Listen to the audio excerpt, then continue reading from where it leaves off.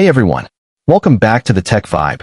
If your TCL Roku TV is not detecting HDMI, and you keep seeing errors like no signal or a blank screen, don't panic. Today, I'll walk you through simple, step-by-step methods to fix this HDMI issue. By the end of this video, you'll know how to solve it yourself at home before thinking about repairs. Step 1. Check HDMI cables and ports. The first thing to do is check your HDMI cable and port. Remove the HDMI cable and plug it back in securely. Test another HDMI port on your TCL Roku TV. If possible, try using a different HDMI cable. A surprising number of HDMI issues are caused by damaged cables or loose connections. This quick check often fixes the problem immediately. Step 2. Select the correct input source next. Make sure you've selected the right HDMI input.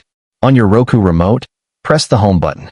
Navigate to the Input section and highlight the HDMI port where your device is connected. Confirm that your external device, like a console, laptop, or Blu-ray player, is powered on. Many times, the TV is working fine, but the wrong source is selected. Step 3. Restart TV and HDMI device. If that doesn't work, restart both the TV and your device. Turn off your TCL Roku TV, unplug it from the wall, and wait 1 to 2 minutes. Restart your HDMI device like a gaming console or streaming stick. Plug the TV back in and test again.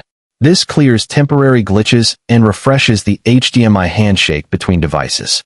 Step 4. Update system and adjust display settings. If HDMI is still not detected, check your TV's software and display settings. Go to Settings, System Update. Check now to install the latest updates.